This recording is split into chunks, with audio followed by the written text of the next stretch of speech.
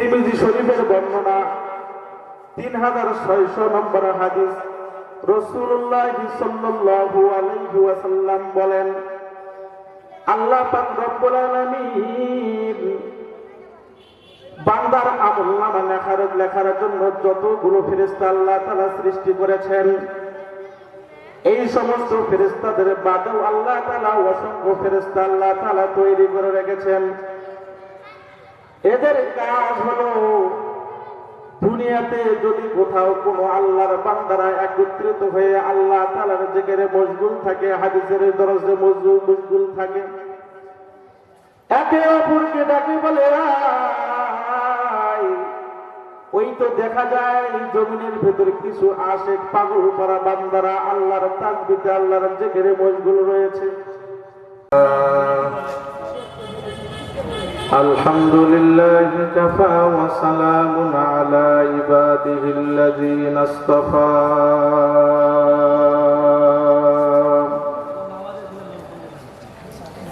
আম্মা বা'দু ফাআউযু বিল্লাহি মিনাশ শাইতানির রাজীম।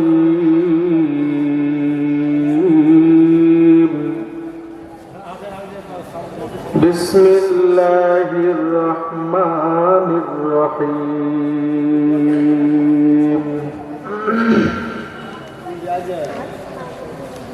আলিফ লাম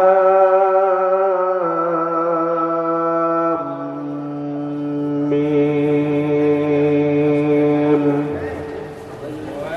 যালিকাল কিতাবু লা রাইবা ফীহি হুদাল লিল মুত্তাকিন।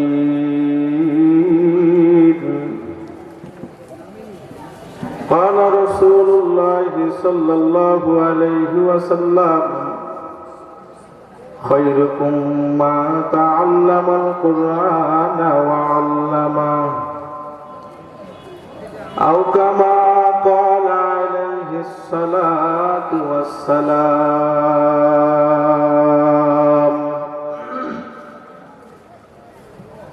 صلى الله عليه وسلم। कौनैन का मुख्तार खुदा तुमको बनाया, उम्मत की निगाहबान खुदा तुमको बनाया।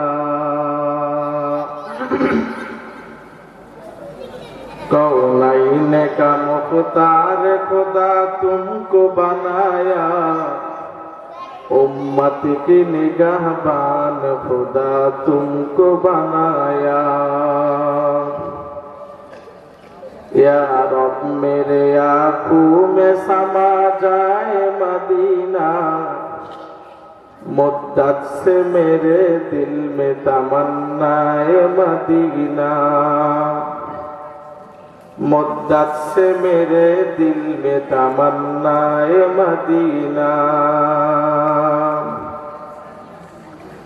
हर रंग में तो हर बू में तो हर जा में तो हर दम, हर रंग में तो हर बू में तो हर जा में तो हर दम। देखता हूँ जिधर चाहता हो अब के रहमो करो। तू मर्द मुसलमान हो, तू मर्द मुसलमान, तू मर्द मुसलमान हो, तू मर्द मुसलमान। एक हाथ में तलवार हो, एक हाथ में कुरान। एक हाथ में तलवार हो, एक हाथ में कुरान। तलवार बकट हो के निकल मैदान यासीर, तलवार बकट हो के निकल मैदान यासीर। दुश्मन की मुकाबिल तू लगा नारे तकबीर, दुश्मन की मुकाबिल तू लगा नारे तकबीर। अल्हम्दुलिल्लाह। দারুল উলুম রাহমানিয়া নুরানিয়া হাফিজিয়া কওমি মাদ্রাসার উদ্যোগে আয়োজিত বিশাল ওয়াজ ও মাহফিল, আজকের সম্মেলনের প্রধান বক্তা, দ্বিতীয় বক্তা, সভাপতি, প্রধান অতিথি, মঞ্চে উপবিষ্ট উলামায়ে কেরাম, সামনে বসা আমার তরুণ ইসলাম প্রিয় তাওহীদি জনতা, পর্দার আড়ালের মা ও বোনেরা, আল্লাহ পাকের দরবারে অগণিত লাখ কোটি শুকর ও সুজুদ যে মহান আল্লাহ পাক রব্বুল আলামিন আমাদেরকে এই মোহিত মজলিসে, এই জান্নাতের বাগানে আসার এবং বসার এবং কিছু নসিহত শোনার আল্লাহ পাক তৌফিক দান করছেন। আলহামদুলিল্লাহ। অগণিত দরুদ ও সালাম বর্ষিত হোক মানবতার মুক্তির দূত সাইয়্যিদুল মুরসালিন রাহমাতাল লিল আলামিন, আমিনার নয়নমণি, আব্দুল্লাহর দুলাল, উম্মত কান্ডারি নবী, যে নবী করিম সাল্লাল্লাহু আলাইহি ওয়াসাল্লামকে আল্লাহ পাক রব্বুল আলামিন আল্লাহ ব্যতীত যত কিছু সৃষ্টি করেছেন সবার চাইতে মর্যাদা এবং সমস্ত মানুষের জন্য রহমত করে বানিয়ে দিয়েছেন। সুবহানাল্লাহ।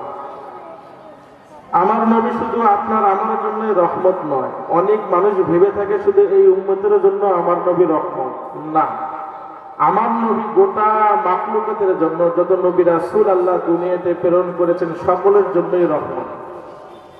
কবি বলেন, ও নবিয়্যু মে রহমত লাগব পানে ওয়ালা, মুরাদে গরিবু কে বরলানে ওয়ালা, मुसीबत में गुरबू के कमाने वाला, ओ अपनी पराए का गुम खाने वाला, फकीरू का मिल जा ज़ईफू का मावी, यतीमू का वली, गुलामू का मौला। কবি বলেন, সমস্ত নবী রাসূল যা পৃথিবীতে আছে সকলের জন্যই হলেন আমার নবী রহমতুল সুবহান। সম্মানিত হাজিরিন, এই মাহফিলের আশেপাশে যারা দাঁড়ায় আছে, বসে যায়, রাস্তায় যারা আছি, মেহেরবানি করে আপনারা এসে প্যান্ডেলের ভিতরে বসে যায়, কারণ আজকে তাফসীর মাহফিলের, ওয়াজ মাহফিলের অধিবেশন শুরু হয়েছে। ইনশাআল্লাহ আমরা অতি অল্পের মধ্যেই আমরা দ্বিতীয় বক্তা শেষ হওয়ার পরে প্রধান বক্তা উপস্থিত হয়ে যাবে।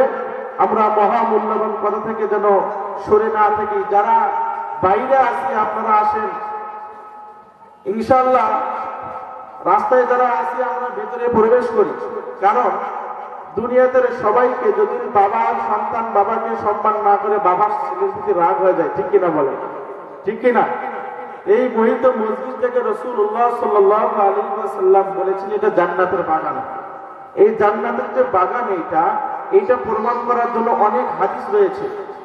এক নম্বর হাদিস শুনতে আমি আপনাদেরকে জানাই দেই, রাসূলুল্লাহ সাল্লাল্লাহু আলাইহি ওয়াসাল্লাম সাহাবীদেরকে বললেন, ও আমার সাহাবীরা, যদি দুনিয়াতে এমন কোথাও জায়গায় তোমরা জান্নাতের বাগান পেয়ে যাও, তাহলে তোমরা দেরি না করে তাড়াতাড়ি তোমরা জান্নাতের বাগানে ঢুকে পড়ে যাও। এই ডান পাশের ভাইয়েরা, আপনারা হয় বসেন, না হলে ভেতরে ঢুকেন, অল্প কিছুক্ষণের জন্য হয় ভেতরে ঢুকেন, না হলে বসেন। আপনার কারণে তো বাইরের লোকগুলো বুঝতেছে না ভাই।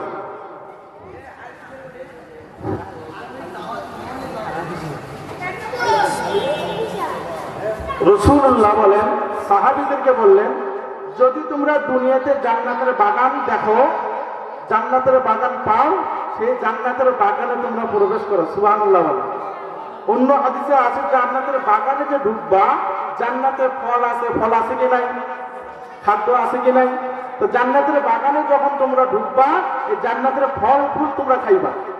সাহাবারা জিজ্ঞাসা করলেন, ইয়া রাসূলুল্লাহ, দুনিয়াতে জান্নাতটাই কোথা? এটাই তো আমরা জানি না, জান্নাতে ঢোকা তো দূরের কথা, ঠিক কিনা বলেন? জানেন আপনারা? রসুলকে জিজ্ঞাসা করলেন, জান্নাত দুনিয়াতে কোথায়? দেখলে শুনে আমরা ঢুকবো, তারপরে জান্নাতের ফল খাবো। রাসূলুল্লাহ বলেন, জান্নাতের বাগান হলো যেখানে আল্লাহ রসুলের কথা আলোচনা করা হয়, আল্লাহর কোরআনের আলোচনা করা হয়, রাসূলুল্লাহ বলেন এটা জান্নাতের বাগান, আর এই জান্নাতের বাগানে তোমাদের নিজের জন্য লাভের জন্য বসে জান্নাতে ঢোকো, জান্নাতের ফল খাও। জান্নাতের ফল আবার কি? মাঝে মাঝে যে সুবহানাল্লাহ আলহামদুলিল্লাহ বলি, এগুলোই হলো জান্নাতের বাগানের ফল। বলি সুবহান। আরেকটি হাদিস বলে আমি আমার সংক্ষিপ্ত আলোচনায় ঢুকে যাব। তিরমিজি শরীফের বর্ণনা 3600 নম্বর হাদিস। রাসূলুল্লাহ সাল্লাল্লাহু আলাইহি ওয়াসাল্লাম বলেন, আল্লাহ পাক রব্বুল আলামিন বান্দার আমলনামা লেখার জন্য যতগুলো ফেরেশতা আল্লাহ তাআলা সৃষ্টি করেছেন, এই সমস্ত ফেরেশতাদের বাদেও আল্লাহ তাআলা অসংখ্য ফেরেশতা আল্লাহ তাআলা তৈরি করে রেখেছেন। এদের কাজ হলো দুনিয়াতে যদি কোথাও কোনো আল্লাহর বান্দারা একত্রিত হয়ে আল্লাহ তাআলার জিকিরে মশগুল থাকে, হাদিসের দরজে মশগুল থাকে, একে অপরকে ডাকে বলে আয়, ওই তো দেখা যায় জমিনের ভেতরে কিছু আশিক পাগল করা বান্দারা আল্লাহর তাসবিহে আল্লাহর জিকিরে মশগুল রয়েছে। ওই ফেরেশতারা একের পর এক কাদের উপর দাঁড়াইতে দাঁড়াইতে জমিনের প্রথম আসমান পর্যন্ত পৌঁছে যায়। দীর্ঘক্ষণ সময় বান্দাদের হাল হাকিকত দেখার পর যখন তারা ফিরে চলে যায়, আল্লাহ পাক রব্বুল আলামিন বলেন, ফেরেশতারা তোমরা আমার বান্দাকে কি অবস্থায় রেখে এসেছো? আমার বান্দারা কোন অবস্থায় আছে? ফেরেশতারা জবাব দেয়, মালিক আপনার বান্দাদেরকে আমরা এই অবস্থায় রেখে এসেছি, তারা আপনার প্রশংসায় লিপ্ত আছে, আপনার জিকিরে লিপ্ত আছে। ঠিক কিনা বলেন? কথা হয় না? ফেরেশতারা বলেন, আল্লাহ আপনার বান্দারা আপনার প্রশংসায় আপনার হাম এবং জিকিরে মশগুল আছে। আল্লাহ পাক রব্বুল আলামিন বলেন, ফেরেশতারা এই বান্দারা আমার প্রশংসা করে, তারা কি আমাকে কখনো দেখেছে? ফেরেশতারা কয়, না মালিক, তারা তো আপনাকে দেখে নাই, দুনিয়ার চোখে তো আপনাকে দেখা যাবে না। ঠিক কিনা বলেন? বলে তারা চাই কি? তারা বলে, ফেরেশতারা বলে, আল্লাহ তারা জান্নাত চায়। আল্লাহ পাক বলেন, জান্নাত কি আমার বান্দারা দেখেছে? ফেরেশতারা বলে, আল্লাহ আপনার বানানো জান্নাত আপনার বান্দারা দেখে নাই। আল্লাহ পাক বলেন, ফেরেশতারা যদি আমার বানানো জান্নাত আমার বান্দারা দেখতো তাহলে কি হতো? ফেরেশতারা উত্তর দেয়, মালিক তারা জান্নাত পাওয়ার জন্য আরো বেশি বেশি আপনার প্রশংসা করত। এবার আল্লাহ রব্বুল আলামিন ফেরেশতাদেরকে বলেন, ও ফেরেশতারা তারা কি চায়? কার থেকে পানাহ চায়? এবারে ফেরেশতারা বলেন, আল্লাহ তারা জাহান্নাম থেকে পানাহ চায়। ঠিক কিনা বলেন? আজকে আপনি আমি এই যা তাফসীর কোরআন মাহফিল ওয়াজ মাহফিল শোনার জন্য আসছি, নিজের বাড়ি গাড়ি হাসিল করার জন্য নাকি? বলেন না। যত জীবনের গুনাহ করেছি গুনাহগুলো জন্য আল্লাহ মাফ করে দেয়। আল্লাহ পাক মাফ করে দিল, জান্নাতের মালিক বানায়া দেয়। ঠিক কিনা বলেন? না অন্য কোনো মাকসাদ আছে? মাফ হওয়ার জন্যই না? আল্লাহ পাক রব্বুল আলামিন বলেন, এ ফেরেশতারা আমার বান্দাকে আমার বানানো জাহান্নাম দেখেছেন? বলেন না, আপনার বানানো জাহান্নাম দেখে নাই। বলে বানানো জাহান্নাম দেখলে তারা কি করত? ফেরেশতারা বলেন, আল্লাহ তারা আপনার বানানো জাহান্নাম দেখলে এর থেকে কিভাবে বাঁচা যায় তারা আরো চেষ্টা করবে। ঠিক কিনা বলেন? আর কথা বলেন না কেন? এবার আল্লাহ পাক রব্বুল আলামিন কয়, ফেরেশতারা তোমরা সাক্ষী রেখো, যে সমস্ত বান্দাগুলো এই মজলিসে বসা আছে তোমরা সাক্ষী রাখো, আমি আল্লাহ পাক রব্বুল আলামিন তাদের জীবনের সব গুনাহগুলো আমি আল্লাহ মাফ করে দিলাম।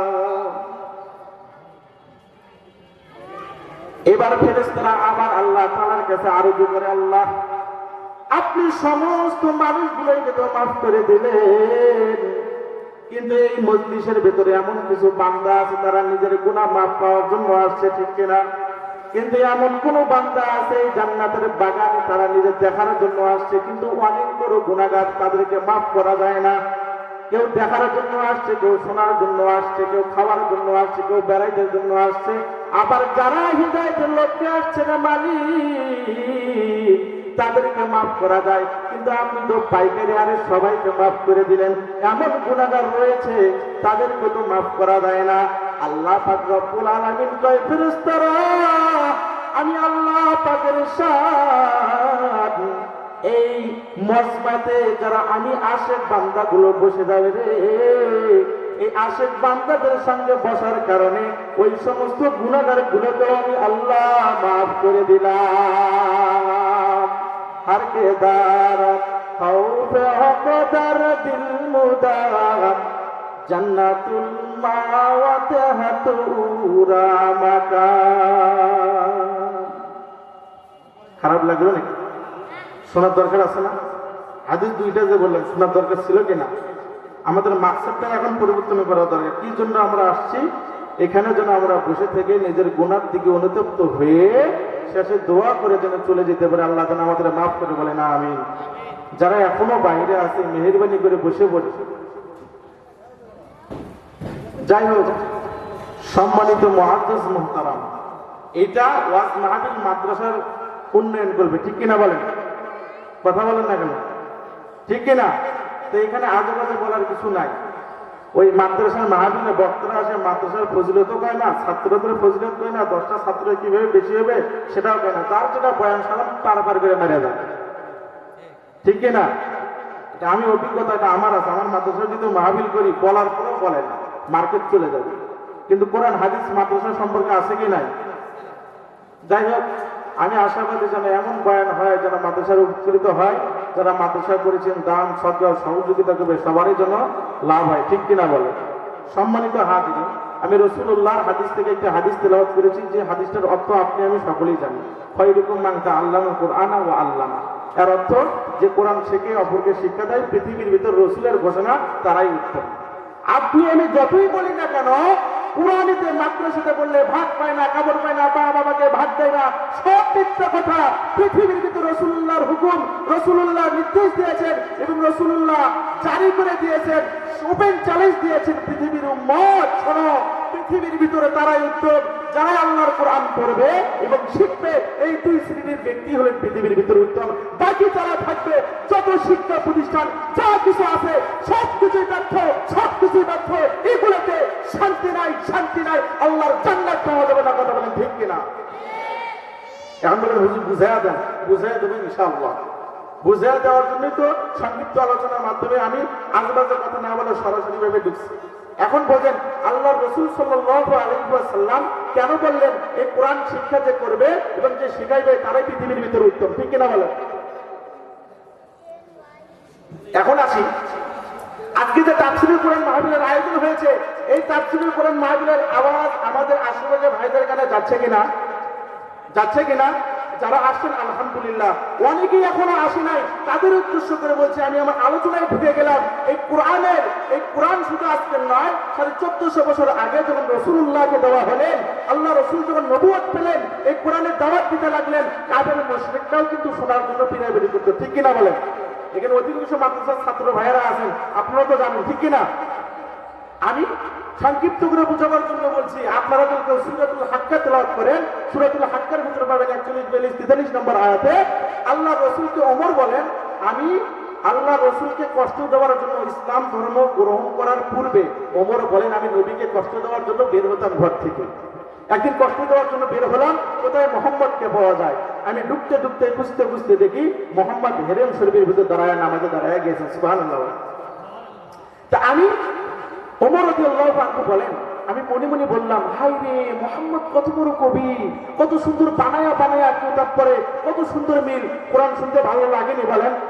ওয়াশ-শামসি ওয়া দুহাহা ওয়াল কমারি ইযা তালাহা ওয়ান নাহারি ইযা জাল্লাহা। এই যে শেষে হা হা শুনতে ভালো শোনে না? মিল আছে না? আল্লাহ রাসূল আমাদের ভিতরে সূরা হাক্কা তেলাওয়াত করছেন, ওমর রাদিয়াল্লাহু আনহু কয়, মুহাম্মদ বড় কবি, কত সুন্দর মিল রেখে রেখে পড়তেছে।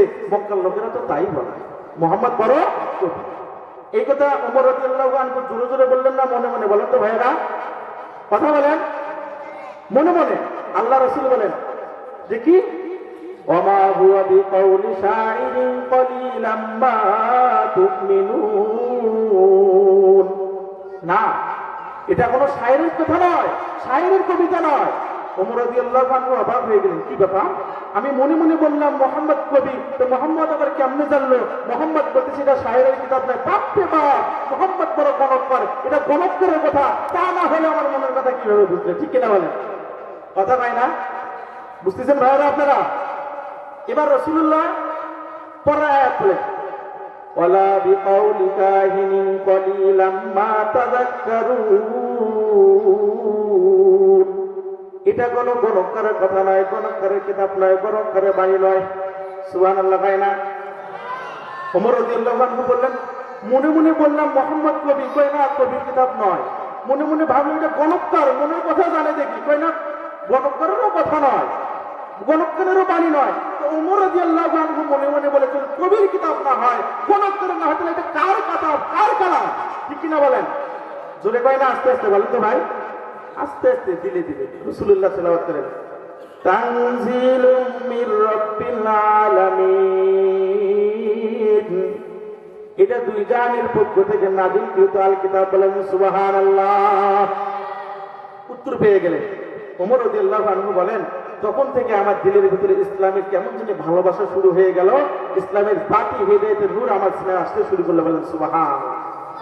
সম্মানিত হাজিরিন, আমি আমার মূল কথায় যাচ্ছি। তাহলে এমন কিতাব, এমন কালামুল্লাহ যেটাকে শোনার জন্য কাফেররা আসতো, আজকে দুঃখের বিষয় তাফসীরুল কোরআন মাহফিলের আয়োজন করা হয়, ওয়াজ মাহফিলের আয়োজন করা হয়, মাগার বাড়ির আশেপাশের মুসলমানদেরকে পাওয়া যায় না। হাটে বাজারে ঘাটে দোকানে বসে থেকে অযথা সময় নষ্ট। ভাবে তো প্রধান বক্তা আসলে যাবো, না হলে নাই, পরে যাওয়া শুনবো। ঠিক কিনা বলেন? কত তারা যেরকম করেছে, আমরা কিভাবে করছি এক বলেন তো দেখি। এখন আমরা আসি, এই কোরআনের কারণে এত দাম, তাহলে কোরআনের এত দাম, এখন আমরা আস্তে আস্তে বোঝাবার জন্য আস্তে আস্তে এগিয়ে যাই। আল্লাহ রাসূল সাল্লাল্লাহু আলাইহি ওয়াসাল্লাম বলেছেন, কোরআন যে শিক্ষা করবে, যে শিক্ষাবে তারাই উত্তম। ঠিক কিনা? আমার কথা তো এটা নেই ভাই, ঠিক কিনা বলেন? এখন শোনেন, সব জিনিসের পরিচয় আছে, যার পরিচয় নেই তার কোনো দাম নেই। ঠিক কিনা ও ভাই? ঠিক কিনা? আমার পরিচয় না থাকলে আমার দাম থাকবে? আমার বাবার পরিচয় না থাকলে আমার ঘর বাড়ি কোথায়? কোরআনের সব পরিচয় আছে, মাদ্রাসা তলবে ইলম আপনারা সকলেই জানেন। তারপরে বোঝাবার জন্য বলছি, আপনি আমি যদি কোরআনকে যদি বলি, ও কোরআন, ও কোরআন, মনে বড় আশা লাগে গো, স্বপ্ন মনে বড় তামান্না তোমার নামটা জানার জন্য। ও মুসলমান, গভীর মনোযোগ দিয়ে শুনে নাও। কোরআনকে যদি বলি, কোরআন, দিলের বড় তামান্না তোমার নামটা জানার জন্য, তোমার নাম আসেনি। কোরআন কয়, ও পৃথিবীর মানুষ, শোনো শোনো, আমার নাম আছে, আল কুরআনিল মাজিদ, আল কুরআনিল হাকিম। সুবহানাল্লাহ বলেন। এবার কোরআনকে যদি জিজ্ঞাসা করি, কোরআন, জানলাম তোমার নাম আছে, তবে তোমার বাড়িটা কোথায়? কোরআন বলে, ও পৃথিবীর মানুষ, আমার বাড়ি হলো ফি লাউহিম মাহফুজ।